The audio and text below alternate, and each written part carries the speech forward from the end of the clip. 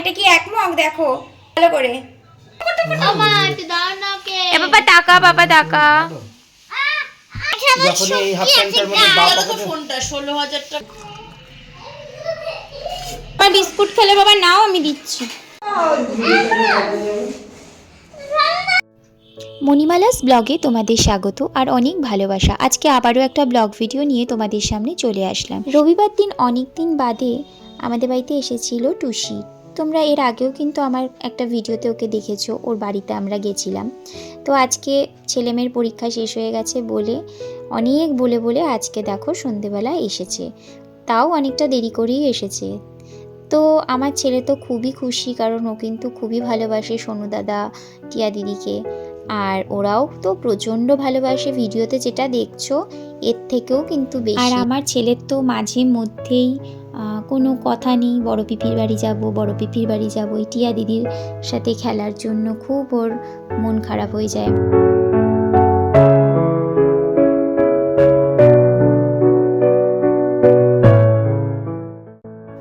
ওদেরকে সকালে আসার জন্যই বলা হয়েছিল, কিন্তু ওদের গৃহপ্রবেশের ইনভিটেশন ছিল বলে ওরা সেখানেই যায়, ওদেরই পাড়ায়। তারপর সন্ধেবেলায় আসে। তো আমরা বললাম যে কিছু খাবার দাবার আনি, তো যেহেতু ওরা একদম অবেলায় খাওয়া দাওয়া করে এসেছে তো বেশি সেরকম কিছু খেলো না। তা একটু বসালাম কফি, কারণ টুসি কফি ছাড়া চা খায় না, মানে কোনো দিনই ও চা খায়নি। তো মাঝে মধ্যেই আর কি করি, তোকে না বলে জোর করে চা খাইয়ে দেবো, তুই জানতেও পারবি না, তো এরকম করে ওর সাথেই আর কি করি, কিন্তু কোনো দিন তা করিনি আর করবও না ওর অজান্তে তা। তো দেখো আমি কফি বানাতে চলে আসলাম। আর তোমাদেরকে বলে রাখি, কফিটা কিন্তু আমি একদম বানাতে পারি না, বিশ্বাস করো। মানে আমি ওই চিনি বলো কফি বলো এই দুটোর পরিমাপ আমি একদম বুঝতে পারি না। এর আগে একবার ওদেরকেই আমি কফি করে খাইয়েছি, এত মিষ্টি হয়েছে আর এত তেতো হয়েছে কি বলবো। সেই ভয় তো দেখো আমি আবারও আজকে করছি, জানি না কেমন হবে। আর এদিকে কিছুটা দেখো জলের মধ্যে আমি একটুখানি ওই যে পাউডার দুধ হয় সেটা আমি গুলে রেখেছি, আর এখানে প্যাকেট দুধটাকে আমি জাল দিচ্ছি।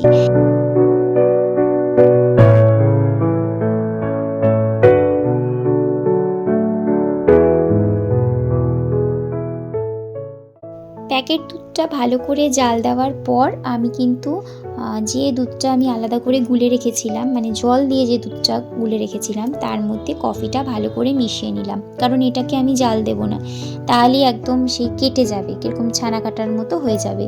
তো এবার ওটার মধ্যে আমি এটা ঢেলে দেবো, মানে যেটা আমি জাল দিয়েছি সেই দুধটার মধ্যে আমি ঢেলে দেবো এই কফি আর এই দুধ পুরোটা নিয়ে। আর সাথে কিন্তু চিনিও আমি দিয়ে ঘাটাচ্ছি, আর ওখানে শুধু যে প্যাকেট দুধটা সেটা আমি যতটা পারছি কমিয়ে নিচ্ছি জাল দিয়ে, তাহলে খেতে খুব স্বাদ হবে।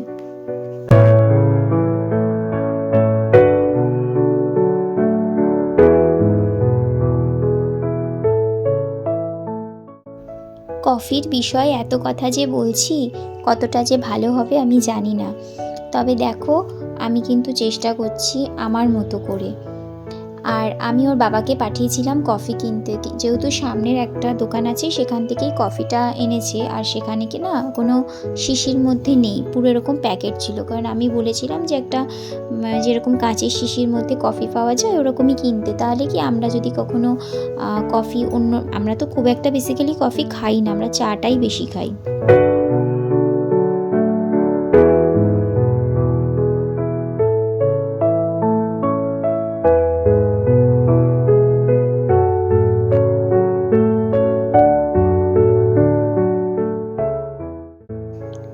কফি কিন্তু আমার রেডি হয়ে গেছে। এবার দেখো কাপের মধ্যে কফিগুলোকে ঢেলে নিচ্ছি। খাওয়ার পর কিন্তু আমার খুব একটা খারাপ লাগলো না, তবে আমার মনে হলো আর একটু কফি হলে ভালো হতো। চিনিটা ঠিকঠাকই আছে, আর একটু কফি আর একটু এই পাউডার দুধ, এই দুটো হলে একদম ঠিকঠাক হতো।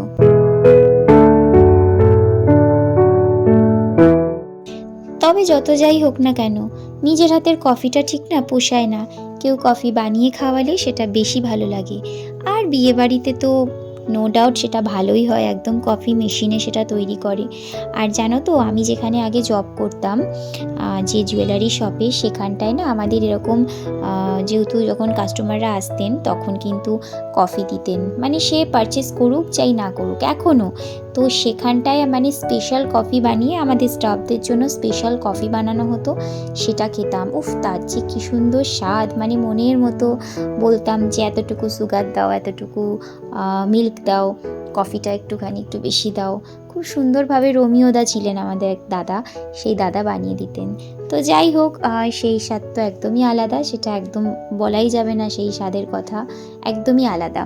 তো দেখো সবাই আনন্দ করে সোনামুখ করে কিন্তু কফিটা খেয়েও নিল। তারপর কিন্তু ওদের জন্য একটু আনলাম ওই ঝালমুড়ি, মিশালি, পাপড়ি চাট, ফুচকা, এই সব খাবার। আমরা বলেছিলাম যে অন্য কিছু, ওরা বললো যে না, অবেলায় খেয়েছি তো, তাহলে এগুলোই ঠিক আছে। আর আমাদের এখানে না পঞ্চপ্রদীপ মোড়ে একটা কাকু আছে, এত সুন্দর ঝালমুড়ি বানায় না, দারুণ লাগে। তো ওইখানকার ঝালমুড়ির ফ্যান হয়ে গেছি, তো ওইখান থেকেই ও এনে দিয়েছে। দেখো আমরা সবাই কিন্তু খুব সুন্দর করে গল্প করতে করতে খাওয়া দাওয়া করছি, এটা কিন্তু বেশ মজার। দেখো, আর এরকম কিন্তু এখন হয় না, সবাই ব্যস্ততার মধ্যেও যে এরকম একটা আড্ডা কিন্তু খুবই ভালো লাগে, বলো, একঘেয়েমি জীবন থেকে একটু আলাদা।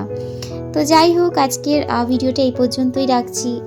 ওরাও দেখো চলেও যাচ্ছে, তো এখানেই ওদেরকেও টাটা বলছি, আর তোমাদের সাথেও এই পর্যন্তই রাখলাম ভিডিওটা। যদি ভালো লাগে অবশ্যই লাইক, কমেন্ট, শেয়ার করে দিও। আর যারা আমার ইউটিউব চ্যানেল থেকে দেখছো তারা অবশ্যই চ্যানেলটাকে সাবস্ক্রাইব করে পাশে থাকা বেল আইকনটা প্রেস করে দিও। আবার একটা নতুন ভিডিও নিয়ে তোমাদের সামনে চলে আসবো। ভালো থেকো, সুস্থ থেকো। বড়দিন আসছে, বড়দিন ভালো কাটাও। আমার ইউটিউব চ্যানেলের তরফ থেকে তোমাদের সবাইকে অ্যাডভান্স মেরি ক্রিসমাস।